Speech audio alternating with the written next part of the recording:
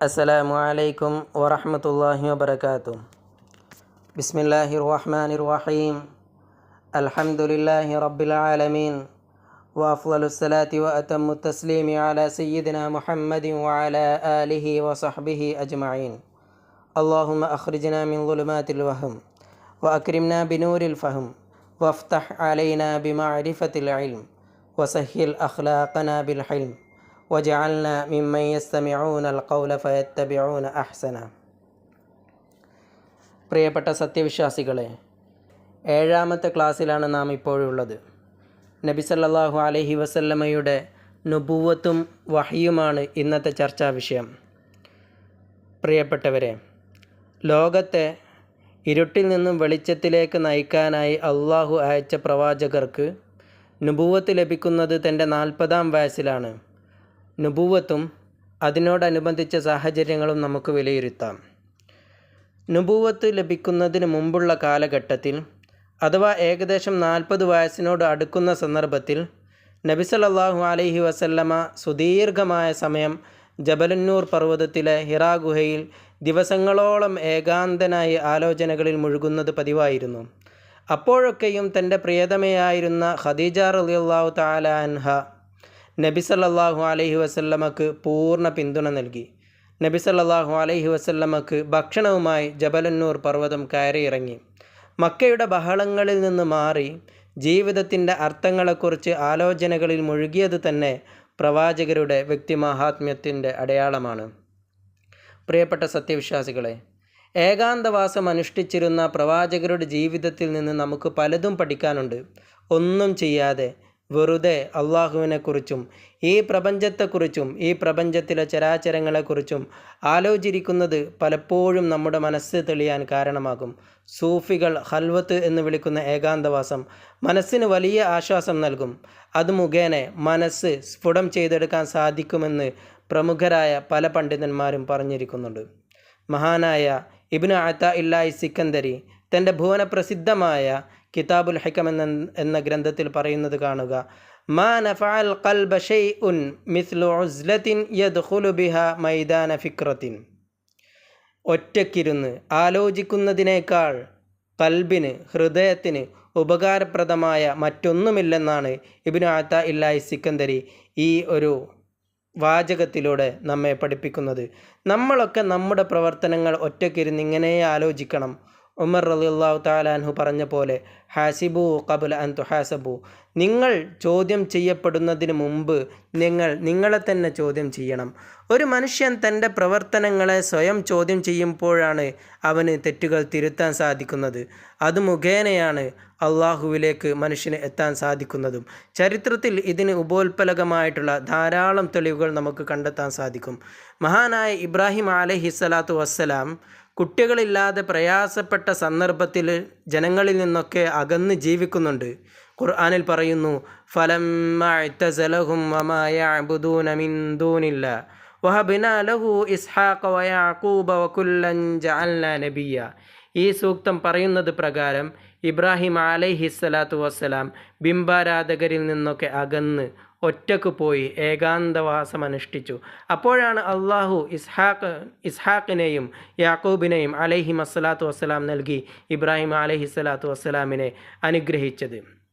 നമുക്ക് ആലോചിച്ച് നോക്കാം. ഈ ഇഹലോകത്ത് വെച്ച് തന്നെ നമ്മുടെ ക്രയവിക്രയങ്ങൾ സ്വയം കൂട്ടിയും കിഴിച്ചും ചിട്ടപ്പെടുത്തുമ്പോഴാണ് നമുക്ക് വിജയങ്ങൾ ഉണ്ടാവുന്നത്.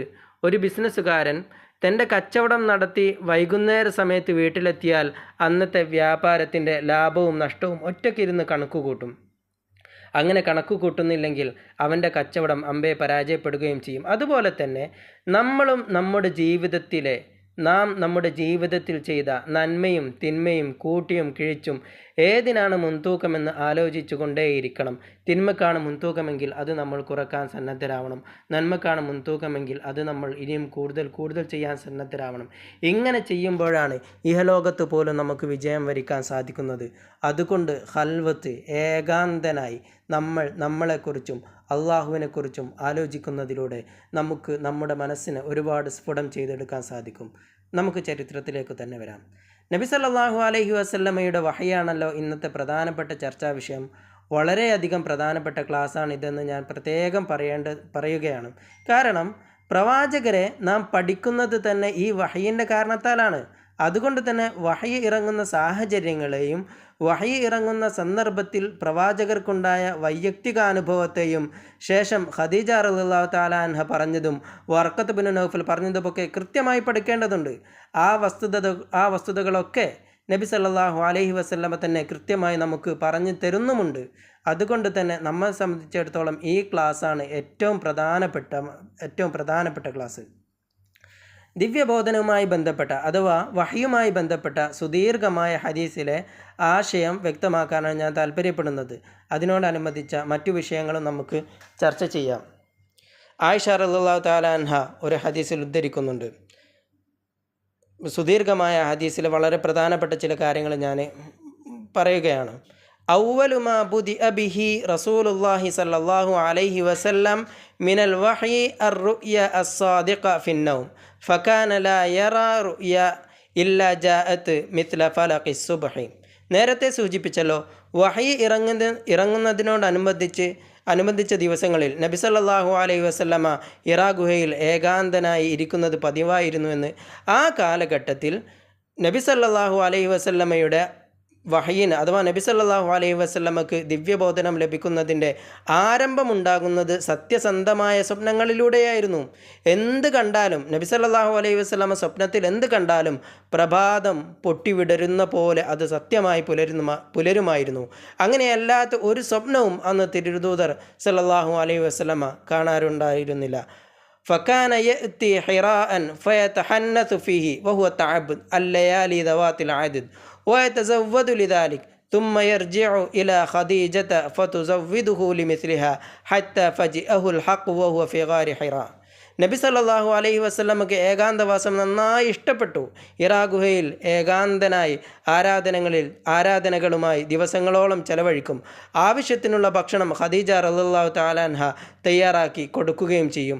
ഭക്ഷണം കഴിഞ്ഞാൽ വീണ്ടും ഖദീജ ബീവി റളിയല്ലാഹു തആല അൻഹ ഭക്ഷണം തയ്യാറാക്കി കൊടുക്കും.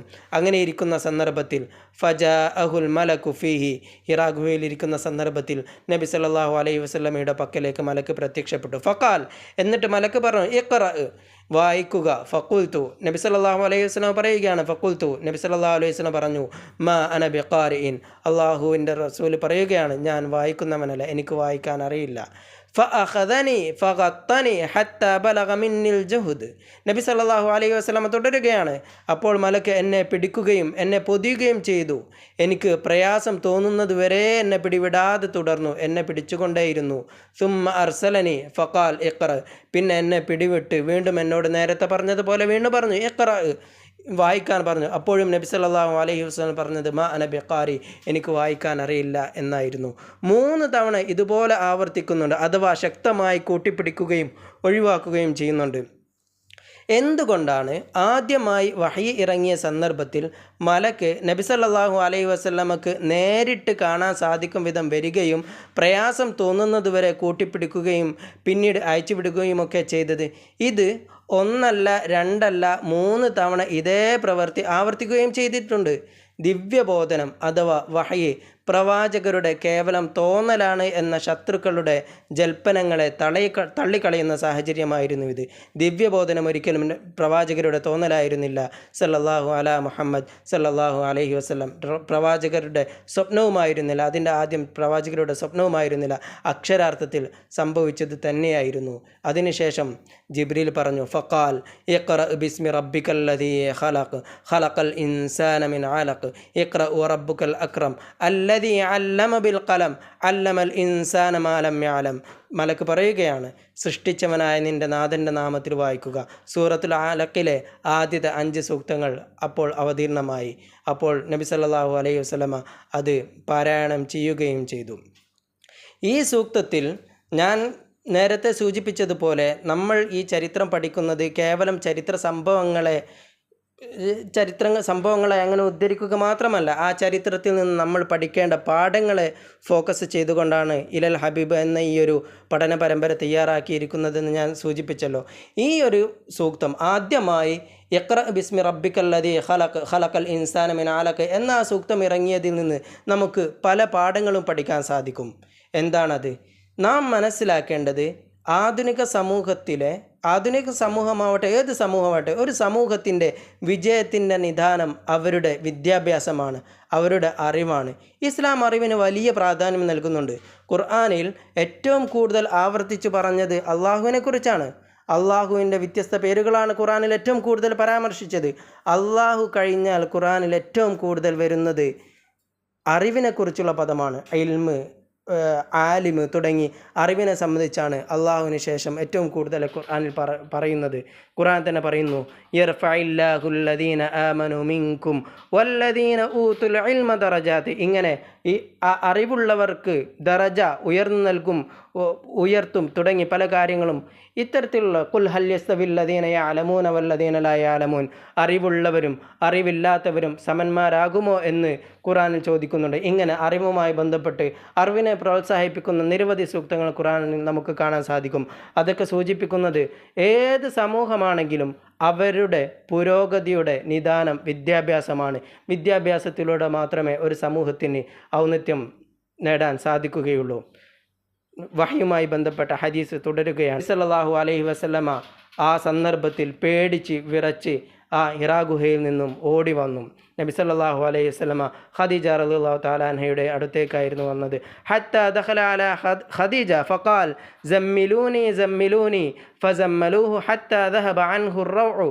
ഖദീജ ബീവി റളിയല്ലാഹു തആല അൻഹയുടെ അടുത്തേക്ക് വന്ന് നബി സല്ലല്ലാഹു അലൈഹി വസല്ലം പറഞ്ഞു, സമ്മിലൂനി എന്നെ പുതപ്പിക്കൂ എന്ന് പറഞ്ഞു. ഖദീജ റളിയല്ലാഹു തആല അൻഹ തിരുദൂതരെ പുതപ്പിൽ പൊതിഞ്ഞ് തിരുദൂതർക്ക് ആശ്വാസമേകി. ഫഖാല യാ ഖദീജ, അങ്ങനെ നബി സല്ലല്ലാഹു അലൈഹി വസല്ലം പറയുകയാണ്, യാ ഖദീജ മാലി വ അഖ്ബറഹൽ ഖബറ. ഖദീജ, എന്താണ് എനിക്ക് സംഭവിച്ചത്? എന്നിട്ട് നബി സല്ലല്ലാഹു അലൈഹി വസല്ലം തന്നെ സംഭവിച്ച കാര്യങ്ങൾ മുഴുവനും ഖദീജ റളിയല്ലാഹു തആല അൻഹക്ക് പറഞ്ഞു കൊടുത്തു. മലക്ക് വന്നതും മുഴുവൻ കാര്യങ്ങളും ഖദീജ റളിയല്ലാഹു തആല അൻഹക്ക് പറഞ്ഞു കൊടുത്തു. എന്നിട്ട് പറയുകയാണ്, ഖദ് ഖശീതു അലാ നഫ്സി. നബി സല്ലല്ലാഹു അലൈഹി വസല്ലം പറയുകയാണ്, എനിക്ക് പേടിയാവുന്നു എന്നടക്കം നബി സല്ലല്ലാഹു അലൈഹി വസല്ലം ഖദീജ റളിയല്ലാഹു തആല അൻഹയോട് പറഞ്ഞു. അപ്പോഴാണ് ഖദീജ റളിയല്ലാഹു തആല അൻഹ തൻ്റെ പ്രസിദ്ധമായ ആ വാചകം മൊഴിയുന്നത്. ഫഖാലത്ത് ലഹു, ഖദീജ റളിയല്ലാഹു തആല അൻഹ പ്രവാചകർ മുഹമ്മദ് മുസ്തഫ സല്ലല്ലാഹു അലൈഹി വസല്ലമയോട് പറയുകയാണ്, കല്ല അബ്ശിർ ഫവല്ലാഹി ലാ യുഖ്സിക അല്ലാഹു അബദ ഇന്നക ലതസിലുർ റഹിം വതസ്ദുഖുൽ ഹദീസ് വതഹ്മിലുൽ കൽ വതഖ്രിൽ ളൈഫ് വതുഈനു അലാ നവാഇബിൽ ഹഖ്. ഖദീജ റളിയല്ലാഹു തആല അൻഹ പറഞ്ഞതിൻ്റെ അർത്ഥം ഇതാണ്, അങ്ങ് സന്തോഷിക്കുക പ്രവാചകരെ, അള്ളാഹു അങ്ങേ ഒരിക്കലും നിന്ദിക്കില്ല. അള്ളാഹു ആണേ അങ്ങ് കുടുംബബന്ധം ചേർക്കുന്നു, സത്യം പറയുന്നു, ജനങ്ങളുടെ ഭാരം അങ്ങ് ചുമക്കുന്നു, ഇല്ലാത്തവന് വേണ്ടി സമ്പാദിക്കുന്നു, അതിഥിയെ മാനിക്കുന്നു. ഇങ്ങനെ പല നബി സല്ലല്ലാഹു അലൈഹി വസല്ലമയുടെ ഗുണങ്ങളും പറഞ്ഞ് നബി സല്ലല്ലാഹു അലൈഹി വസല്ലമയെ ഖദീജ റളിയല്ലാഹു തആല അൻഹ സമാശ്വസിപ്പിക്കുകയാണ് ചെയ്തത്.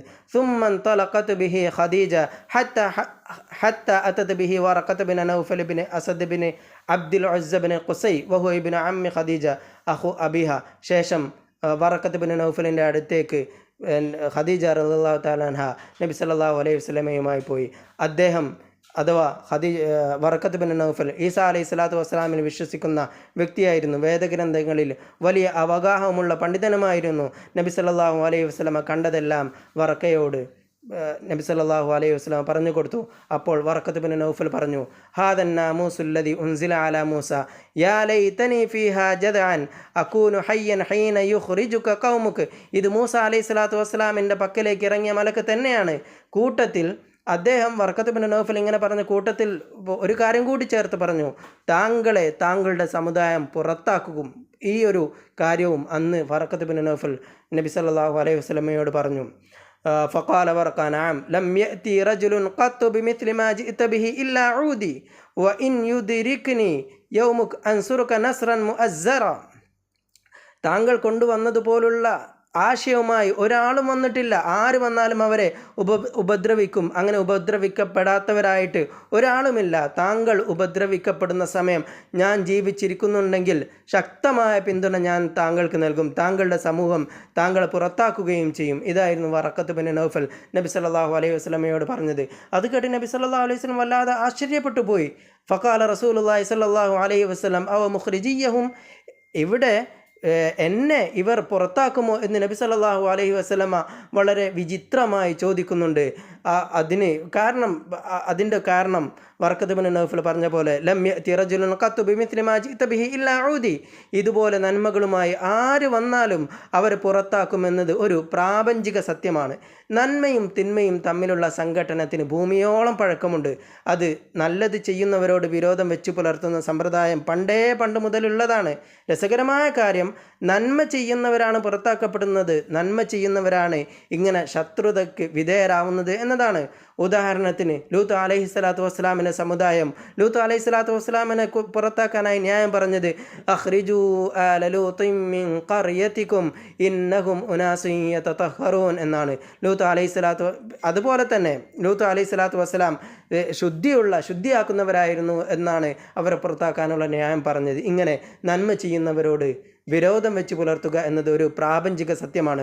അതുപോലെ തന്നെ മൂസ അലൈഹിസ്സലാത്തു വസ്സലാമിൻ്റെ ചരിത്രത്തിലും സമാനമായ സംഭവങ്ങൾ നമുക്ക് കാണാൻ സാധിക്കും. ഫിർഔന്റെ കാലഘട്ടത്തിൽ വിശ്വാസിയായ ഒരു വ്യക്തി തൻ്റെ വിശ്വാസം മറച്ചു വെച്ചുകൊണ്ട് ഫിർഔന്റെ കൂട്ടത്തിലുള്ള അക്രമികളോട് ചോദിക്കുന്ന ഒരു ചോദ്യമുണ്ട്. അതഖ്തുലൂന റജുലൻ അൻ യഖൂല റബ്ബി അല്ലാഹു വഖദ് ജാഅകും ബിൽ ബയ്യിനാതി മിർ റബ്ബിക്കും, തെളിവിൻ്റെ അടിസ്ഥാനത്തിൽ അള്ളാഹു ഏകനാണെന്ന് പറഞ്ഞതിനാണോ നിങ്ങൾ ഇത് വധിക്കാൻ ശ്രമിക്കുന്നത്? ഇതായിരുന്നു അദ്ദേഹത്തിൻ്റെ ചോദ്യം. ഇങ്ങനെ സത്യം പറയുന്നവരോട് ശത്രുത വെച്ച് പുലർത്തുക എന്നത് ഒരു പ്രാപഞ്ചിക പ്രതിഭാസമാണ്. അതിന്നും അങ്ങനെ തന്നെയാണ്. നല്ലത് ചെയ്യുകയാണെങ്കിൽ അവരോട് ശത്രുതയുണ്ടാകുമെന്നതിൽ യാതൊരു സംശയവുമില്ല. ചുരുക്കത്തിൽ ദിവ്യബോധനത്തിൻ്റെ അഥവാ വഹയിൻ്റെ ആരംഭത്തെക്കുറിച്ച് പറയുന്ന ഈ ഹദീസാണ് ഇസ്ലാമിലെ അടിസ്ഥാന പ്രമാണങ്ങളുടെ മൂലധാതു. സുദീർഘമായ ഹദീസിൻ്റെ ആശയ സംഗ്രഹം മാത്രമാണ് നമ്മളിവിടെ നടത്തിയത്.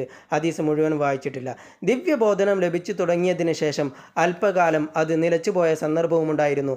മാനസികമായി പ്രവാചകർക്ക് വലിയ പ്രയാസം സൃഷ്ടിച്ച സന്ദർഭമായിരുന്നു അത്. എത്ര കാലമാണ് ഇങ്ങനെ വഹി നിലച്ചത് എന്നതിൽ വ്യത്യസ്ത അഭിപ്രായങ്ങളുണ്ടെങ്കിലും 6 മാസമാണ് എന്ന അഭിപ്രായത്തിനാണ് കൂടുതൽ സ്വീകാര്യത ലഭിക്കുന്നത്.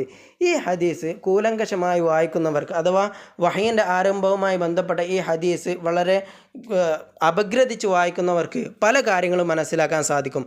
സ്വയം ചിന്തിച്ച് കാര്യങ്ങൾ കണ്ടെത്തുന്നവരെയും ദിവ്യബോധനത്തിലൂടെ അഥവാ വഹയിലൂടെ കാര്യങ്ങൾ പറയുന്നവരെയും വ്യക്തമായി വേർതിരിച്ച് നമ്മൾ മനസ്സിലാക്കണം.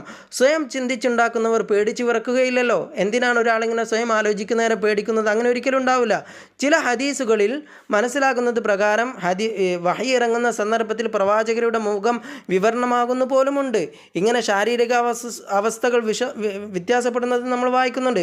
അതൊക്കെ വഹി എന്നത് ഒരു എക്സ്റ്റേണൽ പ്രതിഭാസമാണ്. അതല്ലാതെ നബി സല്ലല്ലാഹു അലൈഹി വസല്ലമയുടെ കേവലം തോന്നൽ മാത്രമല്ല എന്ന് നമുക്ക് മനസ്സിലാക്കി തരുന്നതാണ്. പ്രിയപ്പെട്ടവരെ, നമ്മളൊരു കാര്യം മനസ്സിലാക്കണം. ഇസ്ലാമിനെതിരിൽ ആരോപണം ഉന്നയിക്കുന്നവരുടെ പ്രധാന ആകർഷണമാണ് വഹി അഥവാ ദിവ്യബോധനം. വഹയാണ് ഇസ്ലാമിക വിശ്വാസത്തിൻ്റെ മൂലധാതു എന്ന് കൃത്യമായി ബോധ്യമുള്ളവരാണ് വിമർശനവുമായി രംഗത്തിറങ്ങുന്നവർ. അതിൽ തെറ്റിദ്ധാരണകൾ പടച്ചുണ്ടാക്കി വിശ്വാസികളെ പരമാവധി സംശയാലുക്കളാക്കാനാണ് അവർ ശ്രമിക്കുന്നത്. വഹയിൻ്റെ വിഷയത്തിൽ സംശയം ജനിപ്പിച്ചാൽ മുസ്ലിങ്ങളെ വിശ്വാസത്തിൻ്റെ മറ്റുള്ള എല്ലാ കാര്യങ്ങളിലും സംശയാലുക്കളാക്കാൻ കഴിയുമെന്ന് അവർ തിരിച്ചറിഞ്ഞിട്ടുണ്ട്. ഇസ്ലാമിൻ്റെ ശത്രുക്കൾ മനസ്സിലാക്കിയിട്ടുണ്ട്. അതുകൊണ്ട് തന്നെ ദിവ്യബോധനം പ്രവാചകർ സ്വയം പടച്ചുണ്ടാക്കി ാണെന്ന് അവർ നിരന്തരം വാദിച്ചു കൊണ്ടിരിക്കുന്നു. അത്തരത്തിലുള്ള മുഴുവൻ വാദങ്ങളെയും അവരുടെ ജൽപ്പനങ്ങളെയും തള്ളിക്കളയുന്ന തരത്തിലാണ് നബി സല്ലല്ലാഹു അലൈഹി വസല്ലമക്ക് വഹി ഇറങ്ങിയത് എന്ന് നമ്മൾ ഈ ഹദീസിലൂടെ നമുക്ക് മനസ്സിലാക്കാൻ സാധിക്കും. ഇങ്ങനെ വ്യത്യസ്ത രീതിയിൽ ആരോപണം ഉന്നയിക്കുന്നവർ നാൾക്കുനാൾ വർദ്ധിച്ചു വരികയാണ്. അടിസ്ഥാന കാര്യങ്ങളിൽ തെറ്റിദ്ധാരണയുണ്ടാക്കുക എന്ന തന്ത്രം പ്രയോഗിക്കുകയാണ് ഇവിടെ. അവരുടെ മുഴുവൻ ആരോപണങ്ങളെയും തള്ളിക്കളയുന്ന തരത്തിൽ ഈ ഹദീസ് ഉണ്ടായി എന്ന് നമ്മൾ ഈ ഒരു വഹയിൻ്റെ ആരംഭമുണ്ടായി എന്ന് നാം ഈ ക്ലാസ്സിലൂടെ മനസ്സിലാക്കി. ഇൻഷാ അള്ളാഹ് ഇത്രയും പറഞ്ഞുകൊണ്ട് ഇന്നത്തെ ക്ലാസ് അവസാനിപ്പിക്കുകയാണ്. അള്ളാഹു നാം ഈ പറഞ്ഞതും കേട്ടതൊക്കെ ഒരു സാലിഹ അമലായി സ്വീകരിക്കുമാറാവട്ടെ. സല്ലല്ലാഹു അലാ മുഹമ്മദ് സല്ലല്ലാഹു അലൈഹി വസല്ലം. സല്ലല്ലാഹു അലാ മുഹമ്മദ് സല്ലല്ലാഹു അലൈഹി വസല്ലം. اللهم صل على محمد يا رب صل عليه وسلم. السلام عليكم ورحمة الله وبركاته.